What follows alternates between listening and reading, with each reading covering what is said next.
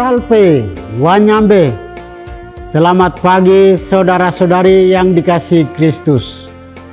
Mari kita mengawali hari baru dengan mendengarkan firman Tuhan yang diambil dari Injil Yohanes pasal 16 ayat 29 sampai dengan 33.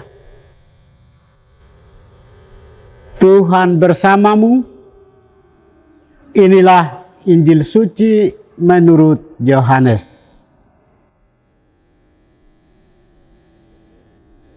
Dalam amanat perpisahannya, Yesus berkata bahwa akan tiba saatnya bahwa ia tidak lagi berbicara dengan memakai kiasan. Maka para murid berkata kepada Yesus, "Lihat, sekarang engkau berkata-kata terus terang, dan engkau tidak memakai kiasan. Sekarang kami tahu bahwa engkau mengetahui segala sesuatu, dan tidak perlu orang bertanya kepadamu. Karena itu kami percaya bahwa engkau datang dari Allah." Jawab Yesus kepada mereka, "Percayakah kamu sekarang? Lihat, saatnya datang, bahkan sudah datang, bahwa kamu dicerai-beraikan, masing-masing ke tempatnya sendiri, dan kamu meninggalkan aku seorang diri. Namun aku tidak seorang diri, sebab Bapa menyertai aku. Semuanya itu kukatakan kepadamu, supaya kamu beroleh damai sejahtera dalam aku. Dalam dunia kamu menderita penganiayaan, tetapi kuatkanlah hatimu. Aku telah mengalahkan dunia." Demikianlah sabda Tuhan. Saudara-saudari yang dikasihi Kristus, tema kita hari ini adalah memilih hidup dengan bijaksana. Dalam bacaan Injil hari ini, Yesus berbicara tentang pilihan hidup. Yesus menghendaki agar para muridnya dan kita semua harus memilih hidup dengan bijaksana. Segala pilihan dan keputusan yang kita ambil dalam melakukan suatu karya harus kita siap menerima konsekuensinya. Yesus membimbing para murid untuk semakin memahami dan mendalami iman kepercayaannya. Melalui perkataan, perjumpaan, dan seluruh perbuatannya, mereka diantar untuk memahami misteri kehadirannya. Sehingga di akhir kebersamaan dengan gurunya, mereka mampu mengakui bahwa engkau mengetahui segala sesuatu dan tidak perlu orang bertanya kepadamu. Karena itu kami percaya bahwa engkau datang dari Allah. Kesadaran inilah yang membangkitkan militansi iman para rasul untuk mewartakan Injil Kristus. Dengan menemukan kesejatian iman, mereka semakin teguh dan kuat dalam mengikuti Dia. Mereka tidak bimbang dan ragu. Mereka berani mempersembahkan segala-galanya hanya untuk menjaga harta terindah ini. Mereka tidak goyah dan mundur walau harus berhadapan dengan tantangan dan penderitaan. Mereka tidak lari walau nyawa harus menjadi taruhannya. Yesus berkata kepada para muridnya, "Percayakah kamu sekarang? Lihat, saatnya akan datang, bahkan sudah datang, ketika kamu dicerai-beraikan masing-masing ke tempatnya sendiri, dan kamu meninggalkan aku seorang diri. Yesus berkata demikian karena pilihan hidup yang para muridnya putuskan itu akan menghadapi banyak tantangan.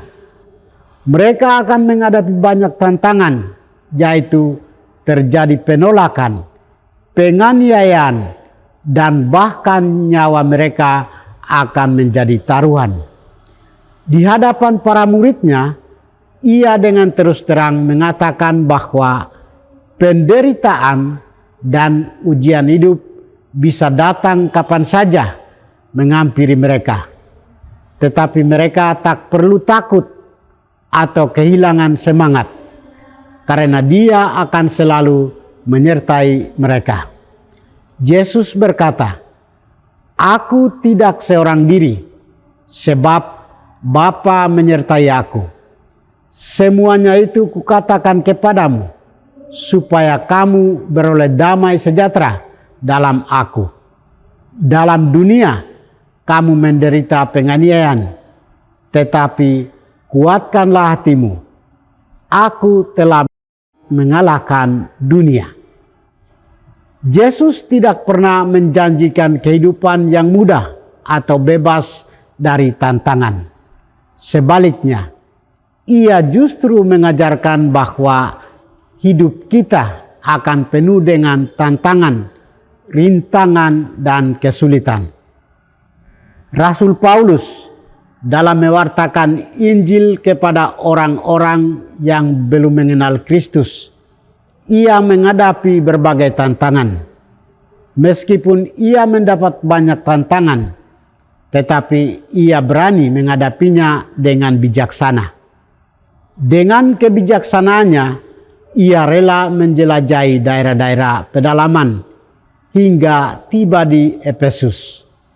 Di Efesus, ia bertemu beberapa murid yang sebelumnya telah dibaptis oleh Yohanes, tetapi belum menerima Roh Kudus. Mereka tidak tahu tentang keberadaan Roh Kudus. Namun dengan sabar, ia menyampaikan kepada mereka tentang Yesus dan pentingnya pembaptisan dalam namanya. Maka mereka percaya dan dibaptis dalam nama Yesus. Roh Kudus turun atas mereka, dan mereka mulai berbicara dalam bahasa roh dan bernubuat. Dari Rasul Paulus, kita belajar untuk mempertahankan pilihan hidup yang kita putuskan. Kita harus menyadari diri dengan pilihan hidup kita sebagai pengikut Kristus. Menjadi pengikut Kristus berarti kita tahu dan sadar bahwa kita memikul salib Kristus. Tidak ada pengikut Kristus yang hidup tanpa salib. Salib itu selalu ada dalam pundak kita masing-masing. Yang sangat penting bagi kita adalah bagaimana kita memaknai salib itu dalam kehidupan sehari-hari kita. Marilah kita terus menyadari dan menemukan nilai kesejatian iman kita, dan terus-menerus berdoa memohon roh kebijaksanaan kepada Tuhan. Semoga Allah mencurahkan roh kebijaksanaan kepada kita agar semakin tangguh dalam menghayati semangat militansi iman Kristiani kita. Tuhan memberkati kita. Marilah kita berdoa. Tuhan, pagi ini kami kembali naikkan puji dan syukur kepadamu. Tuhan, terima kasih sudah menjaga kami saat kami tidur maupun bangun. Terima kasih untuk udara sejuk dan segar pagi ini. Kami mohon, bukalah mata hati kami, agar kami mampu memandang kemurahan dan karya-Mu. Mampukan kami untuk memuji dan memuliakan-Mu melalui pekerjaan dan pelayanan kami hari ini. Bukalah hati kami, agar kami menyadari kesalahan kami dan bertobat. Semoga dengan rendah hati, kami menerima rahmat-Mu yang tinggal dalam hati kami. Kristus terang dunia, Berkatilah keluarga kami, jadikanlah kami alat kasih-Mu, dan pantaskanlah kami menjadi hamba-Mu yang setia. Demi Kristus Tuhan dan pengantara kami. Tuhan bersamamu. Semoga kita sekalian, orang-orang yang kita kasih dan doakan, seluruh aktivitas kita hari ini dilindungi, dibimbing, dan diberkati oleh berkat Allah yang Maha Kuasa, Bapa dan Putra dan Roh Kudus.